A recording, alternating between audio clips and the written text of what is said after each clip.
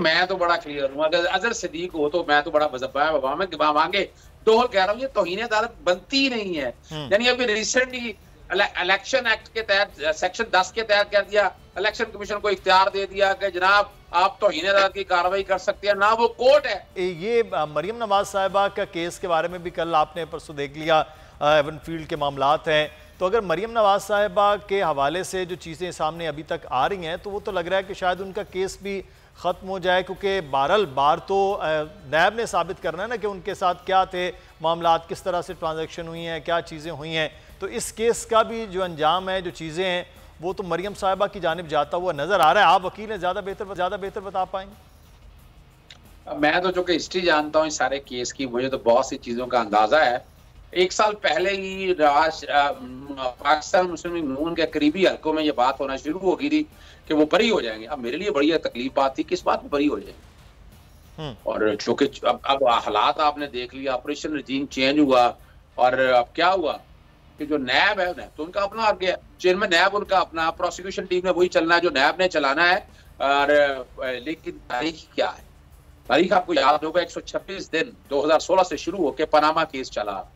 Panama के case में उनके वालिद के हवाले से चीजें आएंगे, ले आए, मनी ट्रे ले आए, ना ला सके, खच्चरों और घोड़ों पे जाता रहा। फिर आपको पता है कतरी खाता आ गया। मरियम नवाज सफदरी कहा करती मेरी सेंट्रल लंदन क्या पूरे पाकिस्तान में जदादे नहीं है, ये तो उन्हीं के सामने चीजें हैं। और जहां तक मामला था, फिर मामला चला जीआईटी में ये पेश होके बताते रहे, वजाहत वहां एक्सप्लेन ना कर सके।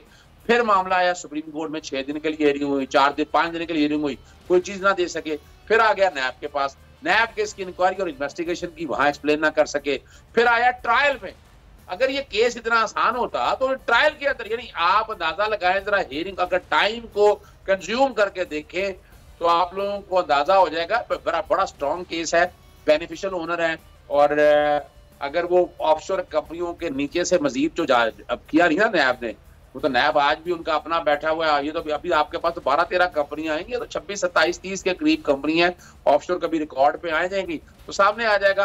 अभी तो 12 जो कि नैब वहां है, नैब ने अपनी मर्जी के आर्गूमेंट कर रहे हैं, जो कहेगा नैब वही आर्गूमेंट्स करेंगे।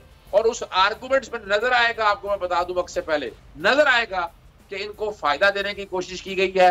बल्कि हो सकता है मरियम, यानी इससे पहले आप इतने से केस चल रहा था ना, तो अगर केस में इतने जान होती तो खत्म ना हो जाता।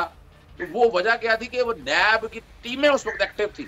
अब नैब की जितनी भी टीमें इनएक्टिव हो गई, हैंड इन ग्लव्स की बात आएगी कि नैब जो है वो मिला होगा इनके साथ, और नैब की कोशिश यही होगी कि कहीं ना कहीं जो लकूना है ना, वो या तो अपना लीगली आर्गू उस तरह ना किया जाए और अब जवाब ना दे सके। जब जवाब नहीं दे सकेंगे, हालात और वाकया सामने नहीं आएंगे, तो इसका फायदा मरियम सफदर को होने का नजर आ रहा है मुझे। और चले इससे आगे तो फिर सुप्रीम कोर्ट में भी मामला पड़े हैं, लेकिन यहाँ मैं तो समझता हूँ कि इन अपीलों को अभी सुनना नहीं चाहिए। नवाज शरीफ आजकल आने वाले हैं, मेन केस तो नवाज शरीफ का है। नवाज शरीफ का मेन केस अगर पहले सुना जाए तो ज्यादा मुनासिब है। अजहर साहब, माफी मांगने में क्या अजहर सिद्दीक साहब ऐसे है कि इमरान खान साहब इस केस के अंदर माफ़ी मांग लेंगे गैर मशरूत तौर पर, कि बहरहाल अदालत है ना सामने, तो वरना तो फिर वो ट्रायल वाला मामला वो एक और तलवार लटकती रहेगी। देखिए मैं तो बड़ा क्लियर हूँ। अगर अजहर सिद्दीक हो तो मैं तो बड़ा बजब्बा मांगे दोहल कह रहा हूँ, ये तौहीन अदालत बनती ही नहीं है। यानी अभी रिसेंटली इलेक्शन एक्ट के तहत सेक्शन 10 के तहत कह दिया, इलेक्शन कमीशन को इख्तियार दे दिया कि जनाब आप तौहीन अदालत की कार्रवाई कर सकते हैं, ना वो कोर्ट है। तो इसी तरह ये जो अभी तक मैं तो ये समझ नहीं पाया, वो क्रिमिनल कंटेम्प्ट कह रहे हैं, मेरी बाकी नजर में वो क्रिमिनल कंटेम्प्ट है क्या, वो अल्फाज क्या है जो ऐसे जो कंटेम्प्ट को शो करते हैं। जो माजी में जितने केसेस जिनमें पर्दे जुर्म आए थे उनके इतनी भयानक अल्फाज है। क्या इमरान खान साहब कह दिया कि अपना सिविल जज का धावा बोल दो, उसको कमरे से निकाल दो, उसको बैठने दो, उसको इंसाफ ना करने दो, फिर तो समझ आती है। सिर्फ एक अल्फाज को ये देखें, ये मैं अपनी कानूनी बात कर रहा हूं। अगर ये मुझे इस तरह का शो का नोटिस आया तो मैं तो बिल्कुल सवाल ही पैदा नहीं होता, किस बात की माफी है, क्यों माफी होनी है। ये it might be a defamation of mild nature but it can't be term as a contempt. अब बात आती है दूसरी तरफ, चूंकि इमरान खान है एक लीडर है। इमरान खान साहब अगर ये छोटी छोटी बातों पे भी खड़े होंगे ना, तो कल इसका मुआशरे में असर अच्छा नहीं जाएगा। इमरान खान साहब जब ये बात करेंगे ना कि इस निजाम को सामने रखते, अगर अजहर सिद्दीकी की तरह एक वकील हूँ तो फिर तो समझ में आती है।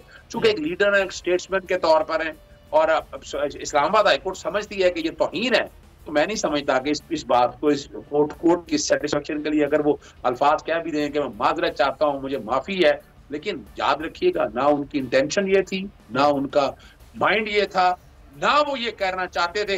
बहरहाल कल तो इंशाल्लाह उम्मीद है कि कोर्ट के अंदर जो कुछ भी होगा कोर्ट के अंदर होगा, कोर्ट के अंदर इमरान खान पेश होंगे, कोर्ट के अंदर अपना वो केस रखेंगे, वो बताएंगे अदालत को कि उनकी ना इंटेंशन ना मोटिव, जो कि बेसिकली जो कंटेम्प्ट है ना, it's a sui generis, it's a combination of civil and criminal matter. और अभी भी अगर आप मुझसे पूछते हैं फर्द जुर्म की तरफ अदालत अगर चली गई है तो ये तो वैसे भी गैर कानूनी है। क्यों गैर कानूनी है? कि जब फर्द जुर्म की तरफ आपने जाना है, आपने को मटेरियल दिया कि इस बेस के ऊपर हम फर्द जुर्म आयद करेंगे, कौन सी शहादतें हैं, शहादतों की कोई लिस्ट दी है आप लोग करे? और उसके पास अगर मैं इसकी जगह होता तो मैं 265C की पहले दरखास्त देता कि भाई मुझे मटेरियल तो प्रोवाइड करें जिसके ऊपर आप फर्द जुर्म आयद करने जा रहे हैं। फिर मैं कहता 265D के एक सेक्शन मौजूद है कि इस मटेरियल की बुनियाद पर तो फर्द जुर्म आयद ही नहीं हो सकती। देयर आर नंबर ऑफ, यानी अगर इसको लड़ना है तो लड़ा, बहुत बेहतरीन केस है लड़ने के हवाले से, लेकिन एक लीडर होने के नाते और एक स्टेट्समैन होने के नाते इमरान खान साहब बड़ेपन का कल मेरा ख्याल है मुजाहरा करेंगे और अदालत के सामने अपना वो केस प्लीड करेंगे कि उन्होंने कोई तौहीन अदालत नहीं की है, लेकिन अगर वो इन चीजों को सामने रखते माफी कह दें तो कोई अर्ज नहीं। मैं हूं इमरान रियाज खान, अब आप मुझे देख पाएंगे सिर्फ बोल न्यूज़ पर। इमरान रियाज खान साहब जो हैं वो बोल फैमिली का हिस्सा बन गए हैं। बड़े अरसे बाद किसी चैनल ने हौसला किया है, तो मुझे ऐसा लगता था कि हमें बोलने की इजाजत नहीं मिलेगी, लेकिन बोल ने डिसाइड किया कि बोलने की इजाजत वो लेकर देंगे। मुझे बोल की एक चीज बहुत अच्छी लगी कि बोल ने कैटेगोरिकली कहा कि जो करना है करो, हमने अपना कोई बंदा नहीं निकालना।